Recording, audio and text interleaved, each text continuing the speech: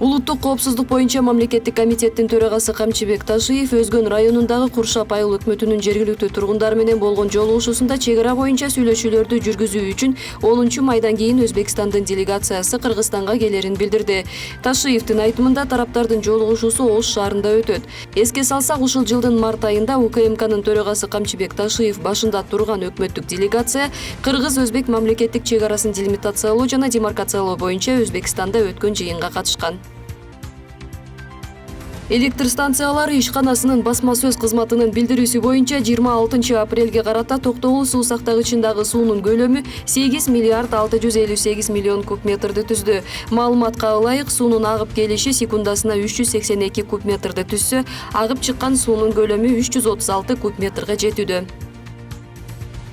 УКМКнын төрагасы Камчыбек Ташиев Өзгөн районунун жергиликтүү эли менен болгон жолугушуусунда Баткен облусунун Лейлек районундагы Бозу Баглан суусуна Ак Тоок суу сактагычын куруу пландалып жатканын билдирди. Анын айтымында Баткен облусунда мамлекеттик чек ара маселеси чечилсе, долбоор ишке ашат.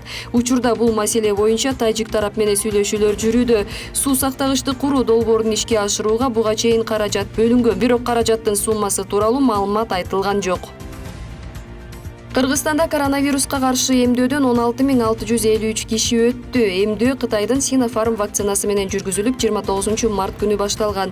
250 000 кишиге жете турган 500 000 доза вакцинаны Кытай тарап гуманитардык жардам иретинде жиберген. 22 апрелде Кыргызстанга Россиядан Спутник 5 вакцинасынын 20 000 дозасы келген. Анын 15 000-ин Кыргызстан тарап өзү сатып алган. Россиядан келген вакцинанын бир дозасынын наркы $10. Министрликтин маалыматына караганда 20 000 доза 10 000 кишиге эсептелип, 65 жаштан жогоркулар жана өнөкөт оорусу бар жарандар эмделет. 26 апрелге караган суткада 199 кишиден вирус жаңыдан аныкталды. COVID-19 илдетинен Бишкек шаарында 1 жана Нарын облусунда 1 бейтап каза болду. Март айынан бери 94 030 киши вируска чалдыгып, 1584 бейтап көз жумду. Кыргыз темир жолу мамлекеттик ишканасы кабарлагандай, 26-30 апрель күндөрү Боом Капчык айында жол жарым-жартылай жабылат. Ишкананын маалыматына караганда, Бишкек-Нарын Торугарт унаа жолунун 131-чакырымында кооптуу таштарды атайлап түшүрүү иштери саат 9:00-дөн 15:00-гө чейин жүргүзүлөт.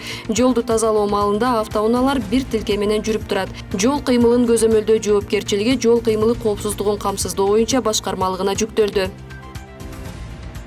Кыргыз Республикасынын мурдагы билим берүү министри, философия илимдеринин доктору, профессор, Кыргызстандын Улуттук илимдер академиясынын академиги Аскар Какеев 86 жаш курагында каза болду.